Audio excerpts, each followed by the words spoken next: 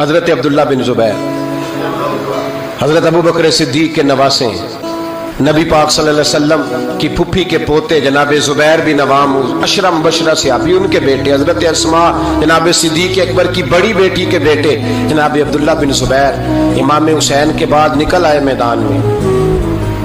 میں نکلے جناب عبداللہ بن زبیر۔ حجاج بن یوسف مقابلے میں بھیجا گیا،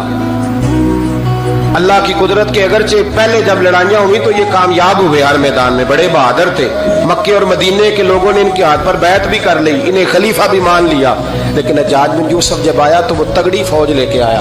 کچھ ان کے ساتھی شہید ہو گئے، کچھ پسپا ہو گئے۔ حضرت اسماء اس وقت 100 سال کی بوڑھی تھی، 100 سال کی ماں، ہاتھ کامتے ہیں، راشا ہے، آنکھوں سے نظر آنا بند ہو گیا۔ جناب عبداللہ بن زبیر ماں کے پاس دوڑے آئے، کہا ماں میں اکیلا میدان میں رہ گیا ہوں، چند ساتھی ہیں، زیادہ دیر لڑ نہیں سکتے، تیرے بڑھاپے کی بڑی فکر ہے، اماں تو کیسے میرا صدمہ برداشت کرے گی؟ ماں مجھے بتا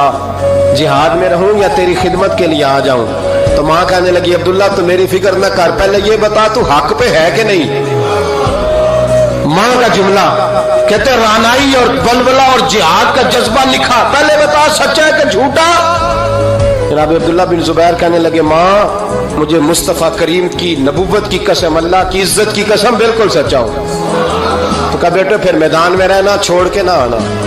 کوئی مجھے تانا نہ دے کہ میں بزدل کی ماں ہوں، دیکھ مجھے تانے سے بچانا،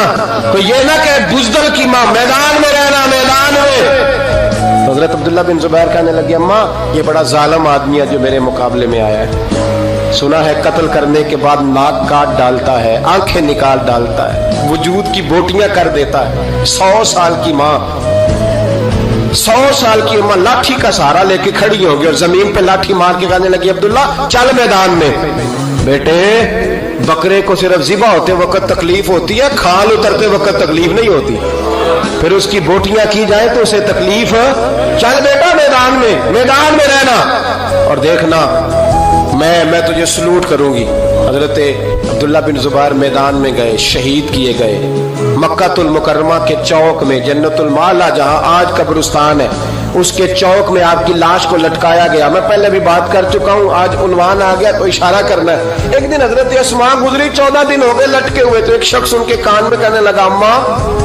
ابھی تک تیرا بچہ لٹکا ہے، حجاج نے دفن نہیں ہونے دیا۔ تو جناب اسماء نے پیچھے آواز دی اور اس زور سے بول کے کہنے لگی لٹکا رہنے دو، یہ بچپن سے ہی گھوڑ سواری کا بڑا شوقین ہے، بچپن سے ہی گھوڑوں پہ رہتا تھا، شاہ سوار گھوڑوں پہ رہتے ہیں، شاہ سوار زمین پہ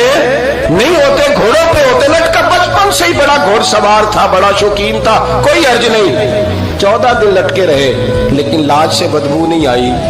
دور دور تک خوشبوئیں پھیلی ہوئی تھی۔ لوگوں نے کہا اسماء تیرے بیٹے کے وجود سے خوشبو بڑی آتی ہے، کہنے لگے جب پیدا ہوا تھا نا پہلے دن اس کے نانا ابو بکر صدیق اٹھا کے مصطفیٰ کی بارگاہ میں لے گئے تھے، نبی پاک نے کھجور چبا کے گٹی دی تھی میرے بیٹے کو، کہنے لگی اس کے وجود سے بدبو آ سکتی ہے جس کو پہلی خوراک محمد عربی کا لعاب دہن دیا گیا، اس کے وجود سے بدبو ہے، لعاب دہن شامل ہے، اس کی تو نسلوں